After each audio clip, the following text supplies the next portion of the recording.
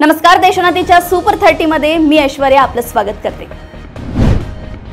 मराठा आरक्षणासाठी लढा देणाऱ्या मनोज जरांगे यांना आझाद मैदानावर आंदोलनासाठी हायकोर्टाकडून मनाई करण्यात आली आहे। मात्र आपण तरी सुद्धा आंदोलन करणार असल्याचं मनोज जरांगेंनी म्हटलं आहे। त्यावरून वकील सदावर्ते यांनी टीका करताना जरांगेंचा आत्मा राजकीय असल्याचं म्हटलंय।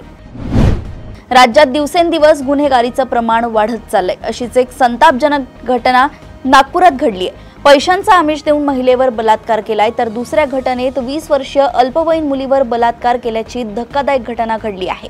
या घटनेनं नागपुरात खळबळ उडाली आहे। नाशिक आणि रायगडच्या पालकमंत्री पदावरून महायुती सरकारमध्ये निर्माण झालेल्या तिढ्याची चर्चा असताना भाजपने भंडारा जिल्ह्याचे पालकमंत्री बदलले आहेत। मंत्री संजय सावकारे यांच्याकडून पालकमंत्री पदाची जबाबदारी काढून घेत गृहराज्यमंत्री पंकज भोयर यांची भंडाराच्या पालकमंत्रीपदी नियुक्ती करण्यात आली आहे। सावकारे यांच्याबाबत असलेल्या नाराजीच्या पार्श्वभूमीवर हा निर्णय घेण्यात आल्याचं समजतंय।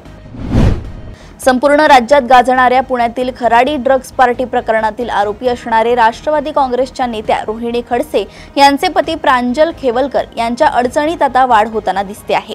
खेवलकर यांच्या मोबाईलमध्ये असणारा व्हॉट्सअॅप डिलीट करून महत्त्वाचा पुरावा नष्ट करण्याचा धक्कादायक प्रकार घडला आहे। त्यामुळे खेवलकर यांना जामीन दिल्यास ते पुराव्याशी छेडछाड करू शकतात, म्हणून त्यांना जामीन नाकारण्यावर यावा असं लेखी म्हणणं पुणे पोलिसांनी न्यायालयात सादर केलंय। सावंतवाडी शहरातील माठेवाड येथील रहिवासी पराग चव्हाण यांनी आपली पत्नी प्रिया चव्हाण हिच्या मृत्यूची सखोल चौकशी करण्याची मागणी केली आहे। या प्रकरणी पोलिसांवर राजकीय दबाव असल्यामुळे योग्य तपास होत नसल्याचा आरोप त्यांनी केलाय। जर या प्रकरणात त्यांना न्याय मिळाला नाही तर आपल्या लहान मुलींसह जिल्हा पोलीस अधीक्षक कार्यालयासमोर उपोषण करण्याचा इशारा त्यांनी दिलाय। खामगाव येथील शंकरनगर भागात वडिलांवर सतत मारहाण करत अखेर विष पाजण्याचा प्रयत्न केल्याप्रकरणी मुलाविरुद्ध शहर पोलीस ठाण्यात 23 ऑगस्ट रोजी रात्री गुन्हा दाखल करण्यात आलाय। ही धक्कादायक घटना 4 ते 6 ऑगस्ट दरम्यान घडली आहे। पक्षापलीकडे जाऊन देशहित पाहणारे राजकीय नेतृत्वच पुण्यात राहिले नाही। अटल बिहारी वाजपेयी व त्यानंतर डॉक्टर मनमोहन सिंग या श्रेणीतील अखेरचे नेते होते, अशी टीका ॲडव्होकेट प्रकाश आंबेडकर यांनी पंतप्रधान नरेंद्र मोदी यांचे प्रत्यक्ष नाव न घेता केली आहे। देशाला हादरवून सोडणाऱ्या काश्मीर येथील पहलगाम मधील हल्ल्यात पुण्यातील मृत्युमुखी पडलेल्या संतोष एकनाथ जगदाळे यांची कन्या आसावरी यांचा पुणे महापालिकेने नोकरीसाठीचा प्रस्ताव राज्य सरकारला सादर केलाय।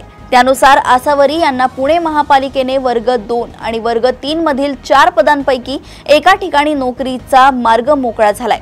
आता या प्रस्तावाला राज्य सरकारने मान्यता दिल्यानंतर आसावरी जगदाळे यांना महापालिकेत नोकरी मिळणार आहे। रत्नागिरी शहरालगत शांतीनगर परिसरात आज मंगळवार सकाळी एका धक्कादायक घटनेने खळबळ उडाली आहे। अनिकेत शशिकांत तेली या तरुणाने धारदार चाकूने आपली आई पूजा शशिकांत तेली यांचा गळा चिरून खून केलाय। त्यानंतर त्याने स्वतःच्या हाताची नस कापून आत्महत्येचा प्रयत्न केलाय।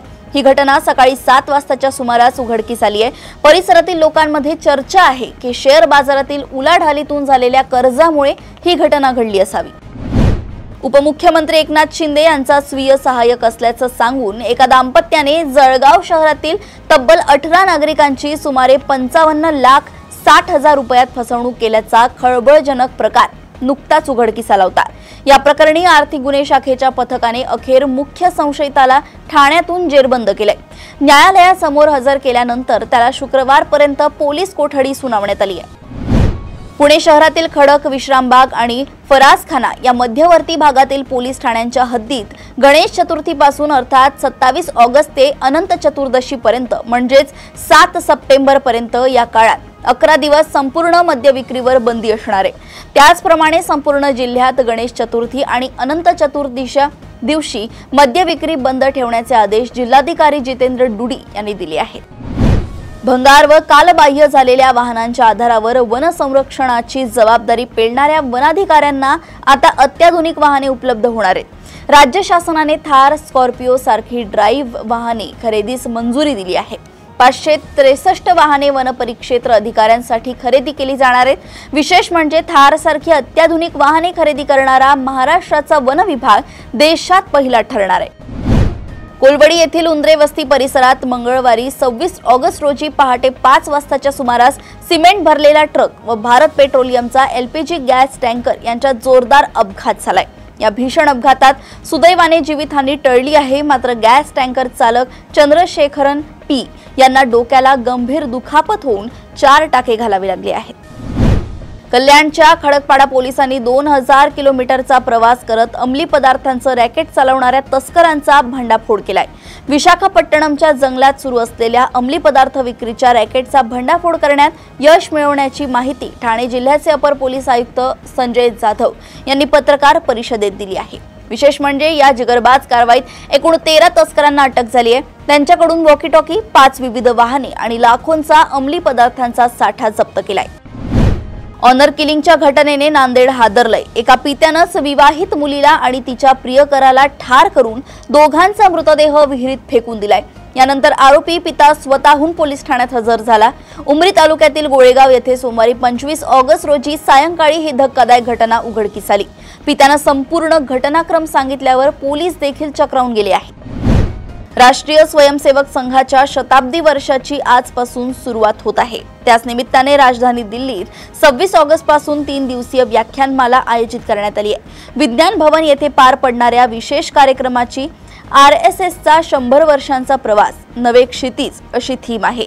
विविध माध्यमं तसेच सोशल मीडिया प्लॅटफॉर्मवरही या कार्यक्रमाचे थेट प्रसारण केले जाणार आहे। वारंगल जिल्ह्यातील हंटर रोडवरील साईनगर कॉलनीमध्ये एका तरुणानं हुंड्यासाठी आणि 10वीच्या क्लासमेट बरोबर लग्न करण्यासाठी आपल्याच पत्नीची निर्घृण हत्या केली आहे। त्यानंतर पोलिसांच्या ताब्यातून सुटण्यासाठी त्यानं आपल्या पत्नीच्या आजारपणाचं नाटक केलं। ही बाब उघडकीस आल्यानंतर पोलिसांनी गुन्हा दाखल करून आरोपीला अटक केली आहे। हरियाणाच्या रोहतक शहरातील सेक्टर 1 मध्ये एक धक्कादायक घटना उघडकीस आली आहे। पॅकेजिंग मटेरियल फॅक्टरीचे मालक संजय गुप्ता यांच्या घरी त्यांच्या मोलकरणीने तिच्या 3 साथीदारांसह कुटुंबातील सदस्यांना ओलीस ठेवून तब्बल 45 लाख लुटले आहेत। माहिती मिळताच पोलीस पथक घटनास्थळी पोहोचलं आणि बोटांचे ठसे, सीसीटीव्ही फुटेजसह सर्व पुरावे गोळा केले। पोलिसांनी सांगितले की घटनेनंतर मोलकरीण रीमा आणि तिचे साथीदार फरार आहेत। त्यांच्या संभाव्य लपण्याच्या ठिकाणांवर छापे टाकण्यात आले आहेत। हिमाचल प्रदेशात पावसाचं थैमान सुरू आहे। सोमवारपासून सक्रिय झालेल्या पावसामुळे अनेक भागात हाहाकार उडाला आहे। मंडी, कांगडा, चंबा, कुल्लू या जिल्ह्यामध्ये अतिवृष्टी झाली असून जनजीवन विस्कळीत झाले। काही ठिकाणी भूस्खलनाच्या घटना घडल्या असून नद्यांची पाणी पातळी वेगाने वाढत आहे। अशातच व्यास नदीचा व्हिडिओ व्हायरल झालाय। कर्नाटकचे उपमुख्यमंत्री आणि काँग्रेस नेते DK शिवकुमार यांनी विधानसभेत राष्ट्रीय स्वयंसेवक संघाचे प्रार्थना गीत गायल्याने मोठा वाद निर्माण झालाय। फक्त काँग्रेसच नाही तर भाजप नेतेही त्यांच्यावर टीका करतायत। दरम्यान प्रकरण वाढल्यानंतर आता शिवकुमार यांनी यावर स्पष्टीकरण दिलंय आणि माफीही मागितली आहे। कोणाचे मन दुखावले असेल तर माफी मागतो असे DK शिवकुमार म्हणाले आहेत। दक्षिण कोरियाचे नवनिर्वाचित राष्ट्राध्यक्ष ली जे म्योंग यांनी व्हाईट हाऊसमध्ये अमेरिकेचे राष्ट्राध्यक्ष डोनाल्ड ट्रम्प यांची पहिली भेट घेतली। दोन्ही देशांमधील गंभीर मुद्द्यांवर चर्चा होणार असताना ली यांनी आपल्या खास शैलीत ट्रम्प यांचे मन जिंकण्याचा प्रयत्न केला। ट्रम्प यांनी भविष्यात उत्तर कोरियाचे नेते किम जोंग उन यांना पुन्हा भेटण्याची इच्छा व्यक्त केली आहे। अमेरिकेचे राष्ट्राध्यक्ष डोनाल्ड ट्रम्प यांनी अलीकडेच टॅरिफ वाढ करत भारताला धक्का दिला होता। आता अमेरिकेत H1B व्हिसा बंद करण्याच्या चर्चा सुरू झाल्या आहेत। त्यामुळे भारतीयांना अजून एक धक्का बसू शकतो। अमेरिकेचं इमिग्रेशन धोरण आणि H1B व्हिसा भारतीयांसाठी खूप महत्त्वाचं आहे। खास करून जे लोक टेक क्षेत्रात काम करतात त्यांच्यासाठी हे खूप महत्त्वाचं आहे। पण आता अमेरिकेच्या राजकारणात H1B व्हिसा बंद करण्याची चर्चा सुरू झाली आहे। याचा थेट परिणाम अनेक भारतीय कुटुंबांवर होऊ शकतो। भारताचा मित्र देश असलेल्या व्हिएतनामला या वर्षातील सर्वात मोठ्या वादळाचा सामना करावा लागणार आहे। तेथे या कारणाने विमानतळ बंद करण्यात आले, शाळांना सुट्टी देण्यात आली आहे आणि लोकांना सुरक्षित स्थळी हलवण्यात आले। काझिकी नावाचे हे वादळ 166 किलोमीटर प्रति तास वेगाने व्हिएतनामच्या मध्यवर्ती किनाऱ्याकडे सरकत आहे। या वादळामुळे मुसळधार पाऊस, पूर आणि भूस्खलन होण्याची शक्यता वर्तवण्यात आली आहे। ठाणे जिल्हा मध्यवर्ती सहकारी बँकेत विविध पदांच्या 165 जागांसाठी भरती प्रक्रिया सुरू झाली आहे। यामध्ये कनिष्ठ लिपिक, शिपाई, सुरक्षा रक्षक आणि वाहन चालक पदांचा समावेश आहे। अर्ज करण्याची अंतिम तारीख 29 ऑगस्ट 2025 असून ऑनलाईन परीक्षा, कागदपत्र पडताळणी आणि मुलाखतीद्वारे निवड केली जाईल। ग्राहक व्यवहार, अन्न आणि सार्वजनिक वितरण मंत्रालयाच्या अंतर्गत काम करणाऱ्या भारतीय मानक ब्युरोने शाखा अधिकारी म्हणजेच सेक्शन ऑफिसर पदांसाठी भरती जाहीर केली आहे। ही पदे प्रतिनियुक्ती तत्वांवर असून केंद्र सरकार, राज्य सरकार, केंद्रशासित प्रदेश आणि वैधानिक स्वायत्त संस्थांमधील कर्मचाऱ्यांसाठी खुली आहेत। निवडलेल्या उमेदवारांना भारतातील विविध शहरांमध्ये काम करण्याची संधी मिळेल। भारतीय रेल्वे खानपान आणि पर्यटन महामंडळ लिमिटेड पश्चिम विभागाने विविध विभागांमध्ये शिकाऊ उमेदवार प्रशिक्षणार्थींसाठी अर्ज मागवले आहेत। IRCTC पश्चिम विभागात शिकाऊ उमेदवार पदांसाठी भरती होणार आहे। एकूण 28 रिक्त पदांसाठी ही भरती आहे। यासाठी 18 ऑगस्ट 2025 पासून अर्ज प्रक्रिया सुरू झाली आहे, तर अर्ज करण्याची अंतिम तारीख 2 सप्टेंबर 2025 आहे। पंतप्रधान नरेंद्र मोदी यांनी 26 ऑगस्ट 2025 रोजी गुजरातमधील हंसलपूर येथील मारुती सुझुकीच्या उत्पादन केंद्रातून कंपनीच्या पहिल्या जागतिक इलेक्ट्रिक वाहन ई-विटारा याचा शुभारंभ केलाय। भारतात निर्मित हे वाहन जपानसह 100हून अधिक देशांमध्ये निर्यात केले जाईल। यासोबतच सुझुकी, तोशिबा आणि डेन्सो यांच्या संयुक्त विद्यमानं लिथियम आयन बॅटरी उत्पादन केंद्राचं उद्घाटनही पंतप्रधानांनी केलंय, जे हायब्रिड आणि इलेक्ट्रिक वाहनांच्या बॅटरी उत्पादनाला चालना देईल। पंतप्रधान नरेंद्र मोदी यांनी स्वातंत्र्य दिनी लाल किल्ल्यावरून केलेल्या भाषणातून केंद्र सरकार जीएसटी मध्ये सुधारणा करणार असल्याचा संदेश दिला होता। पाठोपाठ जीएसटी दरांमध्ये बदल करण्यासाठी स्थापन करण्यात आलेल्या मंत्रिमंडळ समितीने केंद्र सरकारच्या जीएसटीच्या 5% व 18% या दोन स्लॅबच्या प्रस्तावाला मान्यता दिली आहे। हिंदी चित्रपट सृष्टीत आपल्या गाजलेल्या संगीतामुळे प्रचंड लोकप्रिय झालेल्या हिमेश रेशमिया यांना मराठी प्रेक्षक आता एका वेगळ्या भूमिकेत पाहणार आहेत। हिमेश रेशमिया मेलोडीज लेबलच्या माध्यमातून त्यांनी नाच मोरा हे गाणे सादर केले असून हे त्यांच्या मराठी संगीत प्रवासाची दमदार सुरुवात ठरणार आहे।